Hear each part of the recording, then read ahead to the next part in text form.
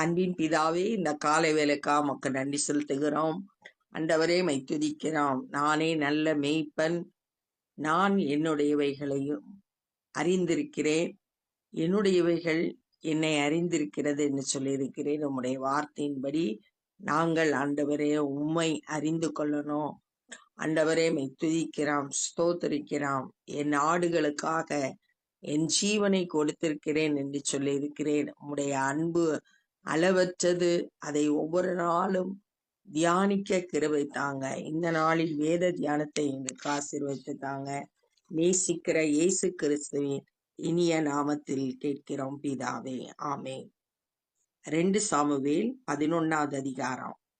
மறு வருஷம் ராஜாக்கள் யுத்தத்திற்கு புறப்படும் காலம் வந்தபோது தாவீது யோவாபையும் அவனோடு கூட தன் சேவகரையும் இஸ்ரவேல் அனைத்தையும் அம்மோன் புத்திரரை அழிக்கவும் ரப்பாவை முற்றுகை போடவும் அனுப்பினான். தாவீதோ எருசலேமில் இருந்து விட்டான். மறு வருஷம் அப்படின்னு சொல்லியிருக்கு. முந்தின அதிகாரத்துல இஸ்ரவேல் மக்கள் அம்மோன் புத்திரரோடு யுத்தம் பண்ணினத பார்த்தோம். இந்த அம்மோன் புத்திரருக்கு சீரியர்கள் உதவி செய்ய வந்தாங்க. அவங்களும் பெரிய அழிவை சந்திச்சாங்க. அம்மோன் புத்திரரும் தோல்வியை சந்திச்சத முந்தின பகுதியில நம்ம வாசித்தோம். இப்ப யுத்தம் பண்ண புறப்படுற காலம் வந்த போது, அந்த டைம் யுத்தத்துக்கு போக வேண்டிய டைம், ராஜாக்கள் யுத்தத்துக்கு புறப்படும் காலம். ஆனா தாவீது யுத்தத்துக்கு போகாம யோவாபையும் படைத்தலைவனையும் சேனையையும் இஸ்ரவேல் அனைத்தையும் அம்மோன் புத்திரரை அழிக்கிறதுக்கு யுத்தத்திற்கு அனுப்புறான். அம்மோன் புத்திரரோட தலைநகரம் ரப்பா, அதை முற்றுகை போடுறதுக்கு அனுப்பிட்டான். ஆனா இவன் எருசலேம்ல இருந்துட்டான். எருசலேம் தாவீதோட நகரம். அவன் இருந்த தாவீதோட வீடு அங்கதான் இருந்தது. அதனால அங்கே இருந்துட்டான். தன்னுடைய கடமையை செய்ய வேண்டிய கடமைய அவன் செய்யல. கடமையை செய்யாம தவறுறான். ஒரு நாள் சாயங்காலத்திலே தாவீது தன் படுக்கையிலிருந்து எழுந்து அரண்மனை உப்பரிகையின் மேல் உலாத்தி கொண்டிருந்த போது ஸ்நானம் பண்ணுகிற ஒரு ஸ்திரீயை உப்பரிகையின் மேலிருந்து கண்டான். அந்த ஸ்திரீ வெகு சௌந்தரியவதியாய் இருந்தாள். யுத்தத்துக்கு போக வேண்டியவன் உப்பரிகையின் மேல உலாத்தி கொண்டு அங்கு குளிக்கிற ஒரு பெண்ணை அவன் பார்க்கிறான். அவ ரொம்ப அழகானவள். ஆனா கலாத்தியர் 5வது அதிகாரம் 16வது வசனத்துல என்ன சொல்லப்பட்டிருக்கு அப்படின்னா, ஆவிக்கேற்றபடி நடந்து கொள்ளுங்கள், அப்பொழுது மாம்ச இச்சையை நிறைவேற்றாதிருப்பீர்கள் அப்படின்னு சொல்லியிருக்கு. ஆவியானவர் நடத்துகிறபடி நம்ம நடந்தோம்னா, ஆவிக்கேற்றபடி நடந்தோம்னா நம்ம மாம்ச இச்சையை நிறைவேற்றாம இருப்போம். மாம்சத்தை மேற்கொள்றவங்களா நம்ம இருக்கணும். ஆனா இங்க தாவீது தவறான பாதைக்கு போறான். அப்பொழுது தாவீது அந்த ஸ்திரீ யார் என்று விசாரிக்க ஆள் அனுப்பினான். அவள் எலியாமின் குமாரத்தியும் ஏத்தியனான உரியாவின் மனைவியுமாகிய பத்சேபாள் என்றார்கள். விசாரிக்கும் போது எலியாமின் குமாரத்தி உரியாவின் மனைவி அப்படின்ற விஷயம் தெரியுது. இந்த எலியாம் உரியா 2 பேரும் தாவீதோட படையில இருந்த முக்கியமான போர் வீரர்கள். இது இதே 2 சாமுவேல் 23வது அதிகாரத்துல 34வது வசனத்துல அவங்க அப்பா பேரும், 23வது அதிகாரம் 39வது வசனத்துல உரியாவோட பேரும், தாவீதுக்கு முக்கியமான 30 போர் வீரர்கள்ல இவங்க பேர் இடம்பெற்றிருக்கு. அப்ப தாவீதோட படையில இருந்த போர் வீரரோட மனைவி மகள் பத்சேபாள். அப்பொழுது தாவீது ஆள் அனுப்பி அவளை அழைத்து வர சொன்னான். இப்ப அடுத்தடுத்து தப்பு பண்ண ஆரம்பிக்கிறான். அவள் அவனிடத்தில் வந்தபோது அவளோடே சயனித்தான். பிற்பாடு அவள் தன் தீட்டு நீங்கும்படி சுத்திகரித்து கொண்டு தன் வீட்டுக்கு போனாள். தவறா நடந்து பாவம் செய்து தாவீது ஆண்டவருக்கு பிரியமில்லாத காரியத்தை செஞ்சு விபச்சார பாவம் செய்துட்டான். அந்த ஸ்திரீ கர்ப்பம் தரித்து தான் கர்ப்பவதி என்று தாவீதுக்கு அறிவிக்கும்படி ஆள் அனுப்பினாள். கர்ப்பவதியானவனே ஆள் அனுப்பி தாவீதுக்கு சொல்றான். அப்போது தாவீது ஏத்தியனாகிய உரியாவை என்னிடத்தில் அனுப்பு என்று யோபாபின் அண்டை ஆள் அனுப்பினான். யுத்தத்துல இருக்கிற உரியாவை அனுப்புன்னு கூப்பிடுறான். யோவாப்பு படைத்தலைவனுக்கு ஆள் அனுப்பி சொல்றான். அப்படியே யோவாப் உரியாவை தாவீதினிடத்திற்கு அனுப்பினான். உரியா வந்துட்டான். உரியா அவனிடத்தில் வந்தபோது தாவீது அவனை பார்த்து, யோவாப் சுகமாய் இருக்கிறானா? ஜனங்கள் சுகமாய் இருக்கிறார்களா? யுத்தத்தின் செய்தி நற்செய்தியா என்று விசாரித்தான். வந்த உடனே எப்பயும் போல ஒன்னும் தெரியாதவன் மாதிரி தாவீது யுத்தத்துல என்ன நடக்குது அப்படின்றத விசாரிக்கிறான். பின்பு தாவீது உரியாவை நோக்கி, நீ உன் வீட்டுக்கு போய் பாத சுத்தி செய் என்றான். நீ உன் வீட்டுக்கு போ அப்படின்னு அனுப்புறான்.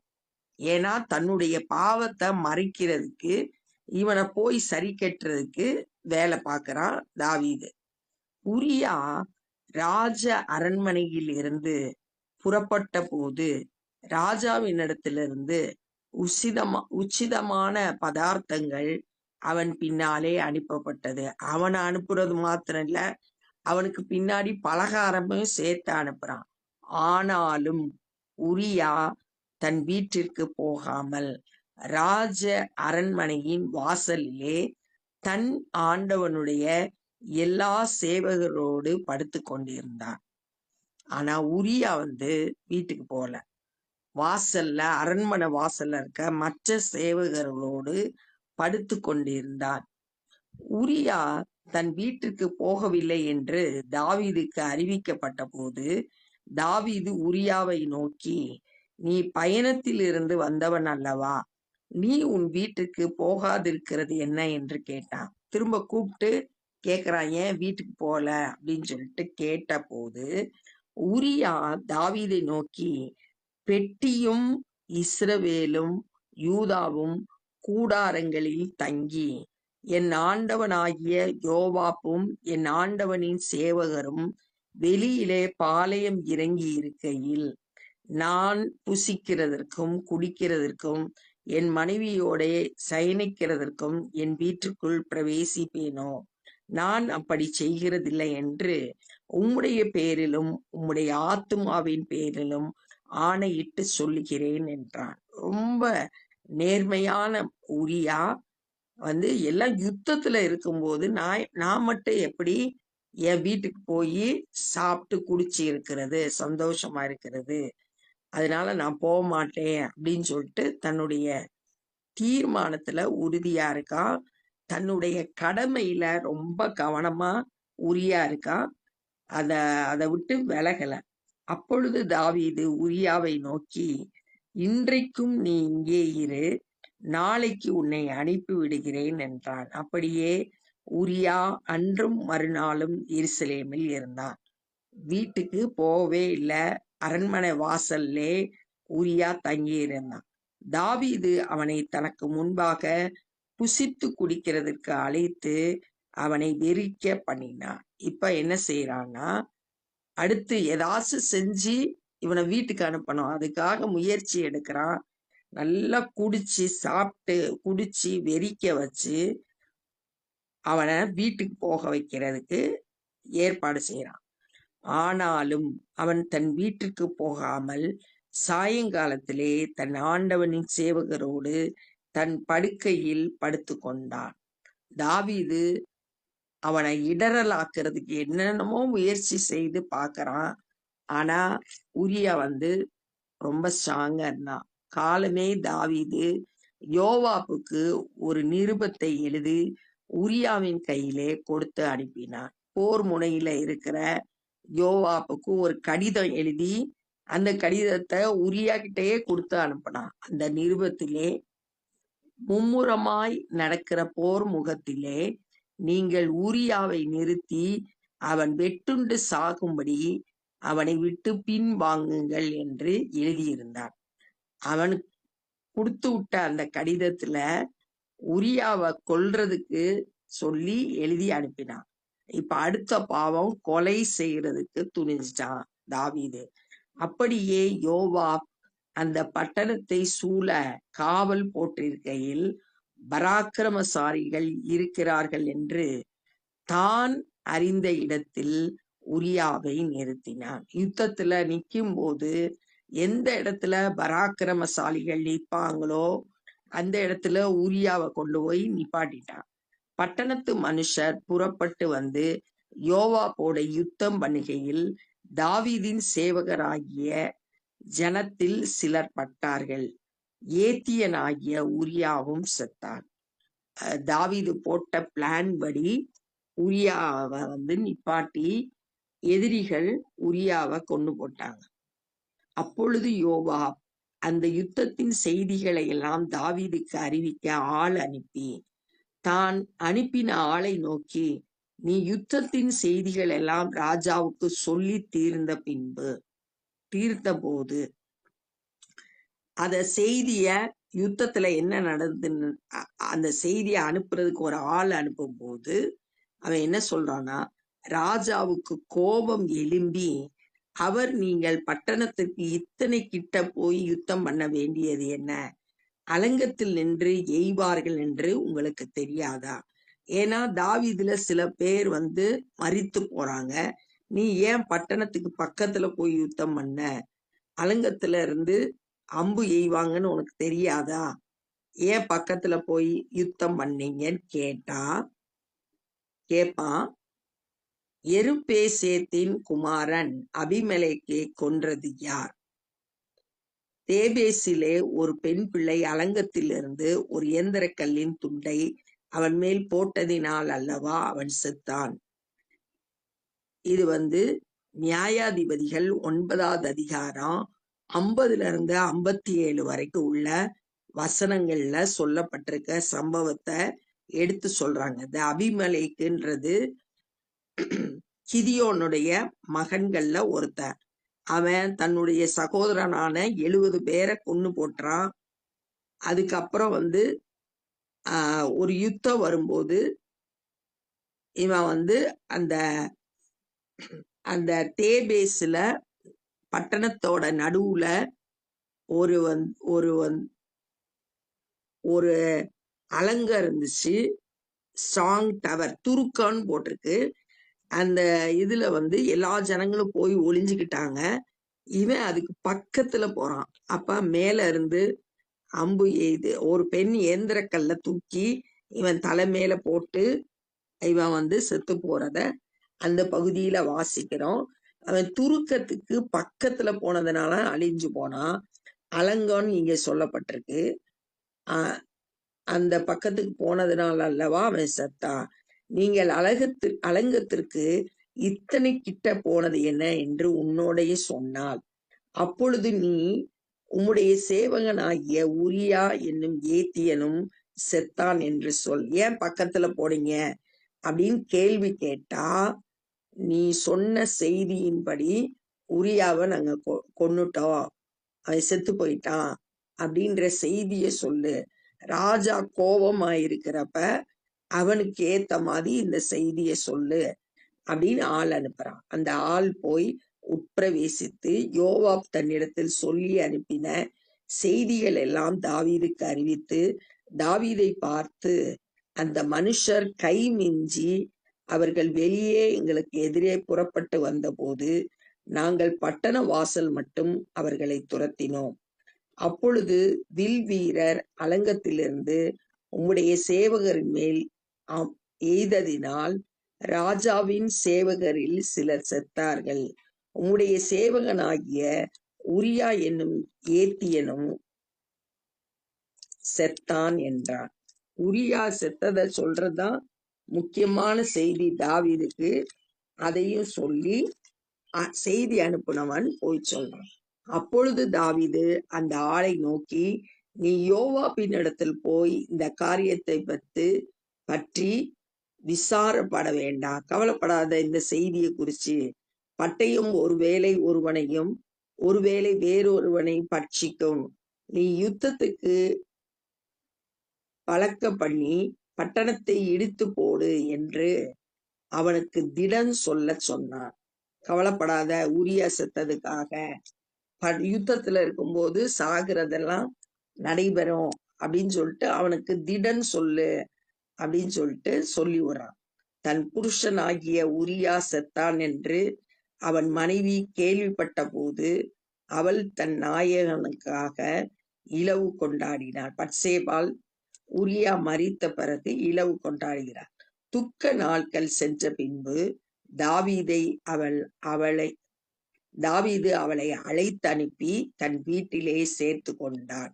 பட்சேபாலை கூட்டிட்டு வர சொல்லி தான் கூட சேர்த்து கொண்டான். இது வந்து நியாயப்பிரமாணத்தின்படி தவறான காரியம்.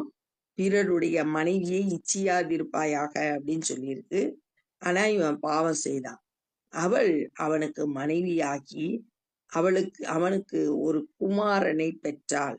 தாவீது செய்த இந்த காரியம் கர்த்தரின் பார்வைக்கு பொல்லாததா இருந்தது. கர்த்தருக்கு இது பிடிக்கவே இல்லை. பொல்லாத காரியம் ஆண்டவருடைய பார்வையில. ஆண்டவர் எல்லாவற்றையும் காண்கிற தேவன், இருதயத்தை கூட ஆராய்ந்து அறிகிற கர்த்தர். தாவீது செய்த இந்த காரியம் பொல்லாததாய் இருந்தது. தாவீது யுத்தம் பண்ண வேண்டிய நாள்ல யுத்தத்துக்கு போகாம சேவகர்களையும் படைத்தலைவர்களையும் அனுப்பிவிட்டான். அம்மோன் புத்திரருக்கு விரோதமா தாவீது எருசலேம்ல தங்கி இருந்துட்டான். உப்பரியில உலாத்தி கொண்டு இருக்கும்போது குளிக்கிற ஒரு பெண்ணை பார்த்து அவளை யாருன்னு விசாரிச்சுட்டு அவளை தன்னிடத்துல கூட்டிட்டு தவறா நடந்து கொண்டான். அது மாத்திரம் இல்ல, யுத்தத்துல இருந்த அவளுடைய கணவனாயின உரியாவை வர சொல்லி வீட்டுக்கு போக சொல்றான். ஆனா அவன் போகவே இல்லை. ஏன் போல அப்படின்னு கேட்கும்போது, யுத்த வீரர்கள் எல்லாம் யுத்தத்துல இருக்கும்போது நான் மட்டும் புசித்து குடிக்கிறதுக்காக வீட்டுக்குள்ள நுழைய மாட்டேன் அப்படின்னு உரியா ஸ்ட்ராங்கா இருந்தான். அவனை மறுபடியுமா வீட்டுக்கு போக வைக்கிறதுக்காக தாவீது அவனை நல்லா குடிக்க வச்சு வெறிக்க வச்சு பார்த்தான். ஆனாலும் உரியா ரொம்ப நேர்மையா தன்னுடைய கடமை தவறாதவனா இருந்தான். அப்ப தாவீது யோவாப்புக்கு ஒரு கடிதம் எழுதி உரியா கிட்டே கொடுத்து விடுறான். அதுல என்ன சொல்றான்னா, யுத்த முனையில உரியாவை நிறுத்தி எப்படியாச்சும் அவனை கொன்னு போட்டுரு, இதுதான் அவனோட செய்தி. அதே மாதிரி யோவாப்பு செய்தான். முக்கியமான இடத்துல பராக்கிரமசாலிகள் நிக்கிற இடத்துல உரியாவை நிப்பாட்டினான். எதிரிகள் உரியாவை கொன்னு போட்டாங்க. அதுக்கப்புறம் ராஜாக்கு அந்த செய்திய சொல்லி அனுப்புறான். உரியாவின் மனைவியாகிய பட்சேபால் தன்னுடைய ஹஸ்பண்ட் இறந்ததுக்காக துக்கம் கொண்டாடுறா. துக்கம் கொண்டாடி முடிச்ச பிறகு தாவீது ஆள் அனுப்பி அவளை தன்னுடைய மனைவி ஆக்கி கொள்றான். இவன் செய்த காரியமெல்லாம் ஆண்டவரோட பார்வையில பொல்லாததா இருந்தது அப்படின்றத இந்த நாள்ல நம்ம தியானிச்சோம். இப்ப நம்ம ஜெபம் பண்ண போறோம். அன்பின் பிதாவே, இந்த நாள்ல கூட ஆண்டவரே, தாவீது எவ்வாறு ஆண்டவரே உம்மை விட்டு வழி விலகி போய் தவறான காரியங்களை செய்தத தியானிச்சோம். உம்முடைய பார்வைக்கு அது எல்லாம் பொல்லாப்பாய் இருந்தது என்று தியானிச்சோம். ஆண்டவரே அப்பா, நாங்களும் கூட ஆண்டவரே எந்த ஒரு பொல்லாப்பான காரியத்தை துணிகரமாய் செய்யாதபடி காத்து கொள்ளுங்க. உமக்கு பயப்படுற பயத்தோடு ஆண்டவரே ஒவ்வொரு நாளும் ஜீவிக்க ஆண்டவரே கிருபை தாங்க. உமக்கு உண்மையா இருக்க எல்லாவற்றிலும் உம்மை பிரியப்படுத்துகிறவர்களாய் வாழ கிருபை செய்ய. இந்த நாள்ல சுவிசேஷ பணி செய்கிற ஒவ்வொருவரையும் கரத்தில் எடுத்து பயன்படுத்துங்க. அநேகர் இந்த நாள்ல சத்தியத்தை அறிந்து விடுதலை பெற்றுக்கொள்ளட்டும். நாங்களும் உடைய ராஜ்ய பணியிலே எங்களால் இயன்றதை செய்ய ஒப்பு கொடுக்கிறோம். நேசிக்கிற இயேசு கிறிஸ்துவின் இனிய நாமத்தில் கேட்கிறோம் பிதாவே, ஆமென். என் ஆத்துமாவே கர்த்தரை ஸ்தோத்திரி, என் முழு உள்ளமே பரிசுத்த நாமத்தை ஸ்தோத்திரி. என் ஆத்துமாவே கர்த்தரை ஸ்தோத்திரி, கர்த்தர் செய்த சகல உபகாரங்களை மறவாதே. ஆமென். God bless you.